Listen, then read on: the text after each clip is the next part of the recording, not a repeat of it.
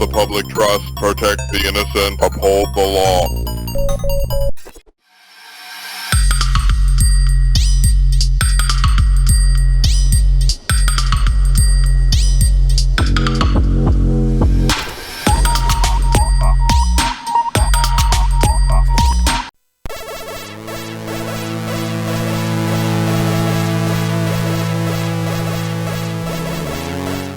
Buy that for $1. Robocop is a side-scrolling shooter from Data East, released in the arcades in 1988. It was sub-licensed to Data East from Ocean Software, who had obtained the rights to the movie at the script stage. The game is based on the ultra-violent science fiction action movie that was released in the US in 1987. This movie was my first ever sample of a pirate VHS. A mate of mine who seemed to have a collection of all of these video nasties had got himself a copy of this in early 1988, and I remember watching this for the first time and thinking, this is amazing.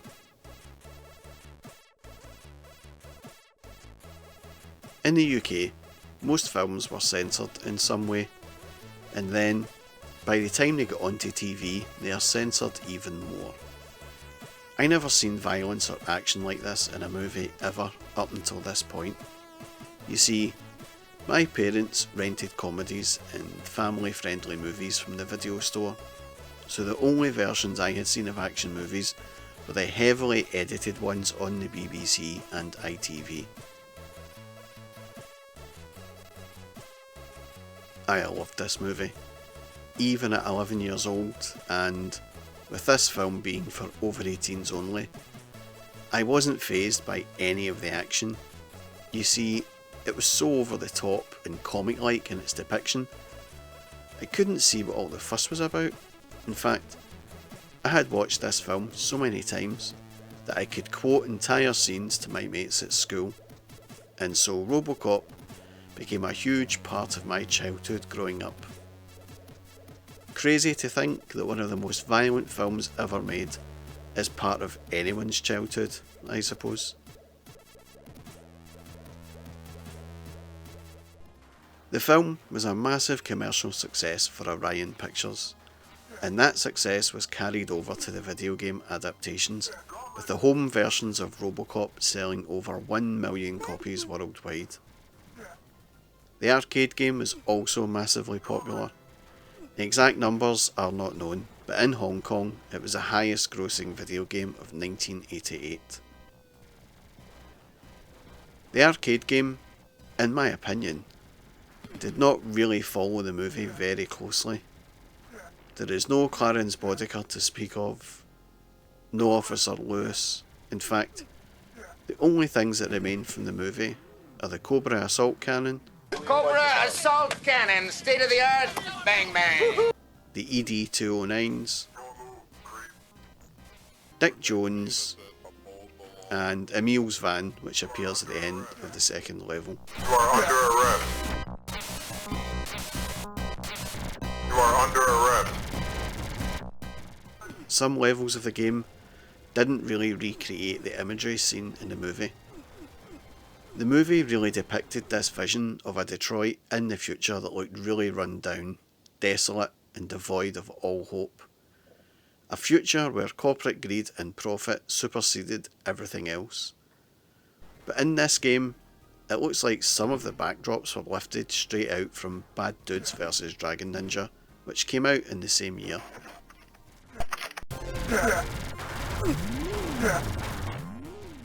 If you are lucky enough to get to the later levels, which will take some amount of skill, as the difficulty level in this game is notched all the way to 11. You see guys with jetpacks, laser guns all over the OCP tower.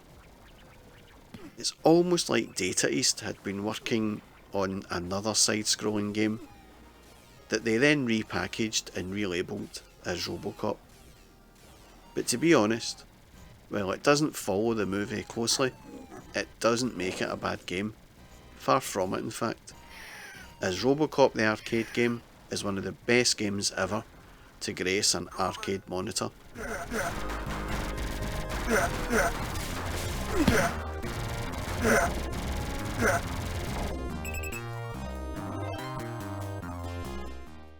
As I have said previously, the difficulty level is high, so most players won't complete it on a single credit.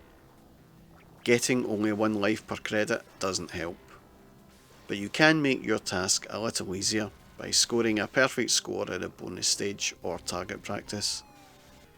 And for this, you get some extra life added on to your already tiny life bar.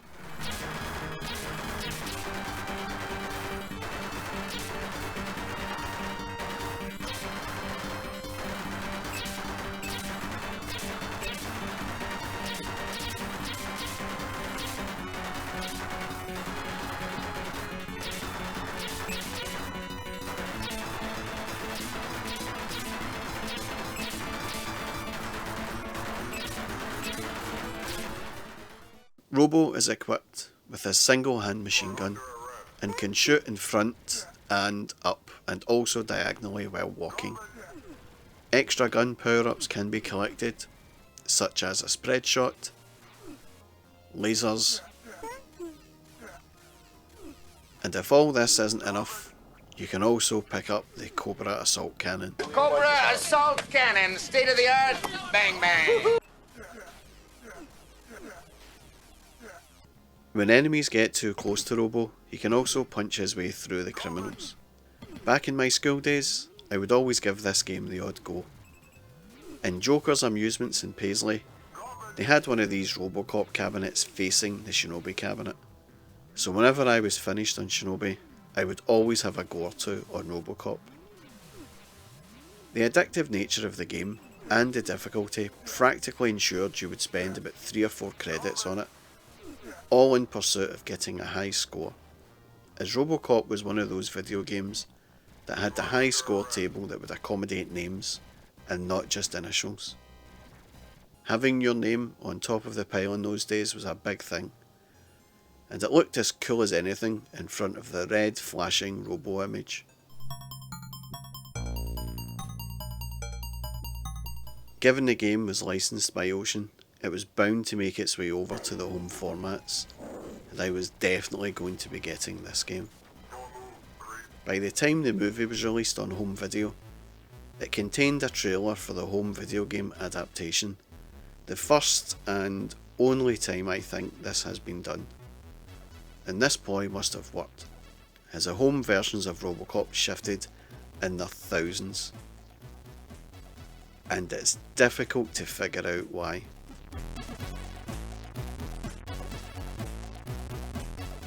This is the version I had, the Commodore 64 version. I got this just before Christmas 1988.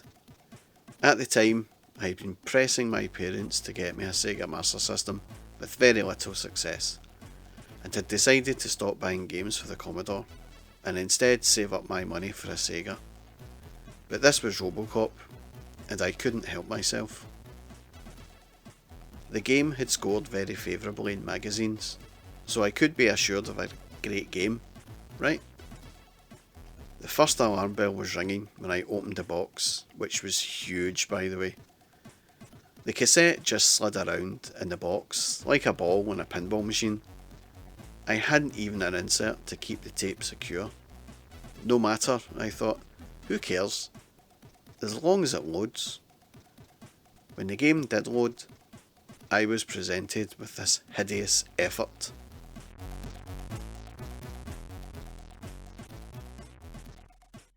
For a start, the graphics are terrible. Now, I have never been one to rate a game low just because of bad graphics, but the graphics in Robocop are so bad, it's difficult at times to see enemy projectiles.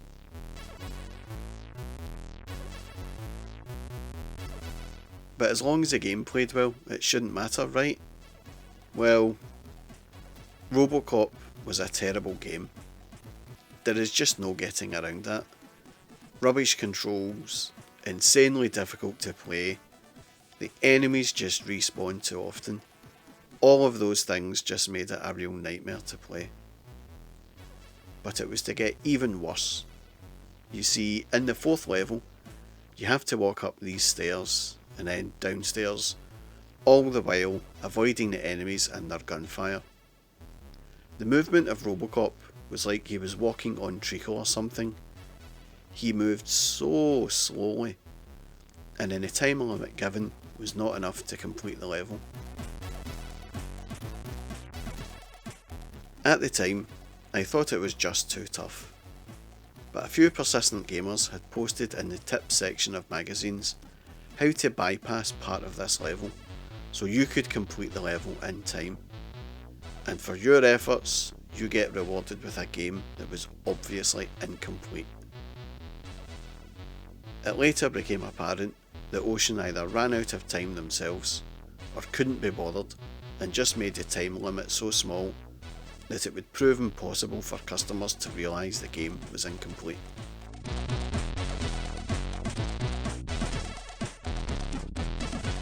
Thankfully, years later, a few enthusiastic coders would finish the job off for Ocean and release a cracked version of the game, which is the one I'm playing here. So finally, after years of torment, gamers can now complete Robocop on the humble C64. But I can't see why anyone would want to. It's that rubbish. But there was one redeeming feature about Robocop on the Commodore 64, and it was the opening music.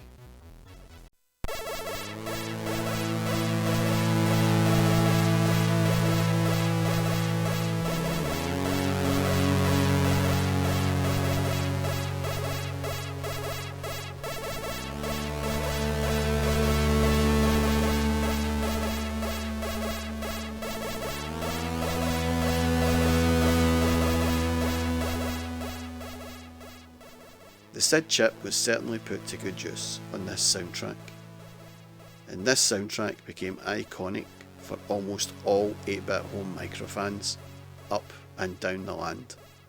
It pains me to say this, but the best home version I ever played was the ZX Spectrum one.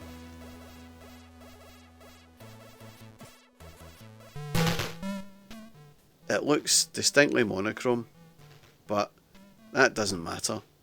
This version of the game plays just so much better than the Commodore 64 version. And actually, at that time, in the 1980s, a lot of Speccy games would play better than their Commodore counterparts. Even more reason to upgrade and get that new system. And that was my look back at Robocop. What are your thoughts on the game? What are your thoughts on the movie? Regardless of opinion, please feel free to comment, like, and subscribe. That's all from me, folks. Thanks for watching. Thank you for your cooperation. Good night. I'll buy that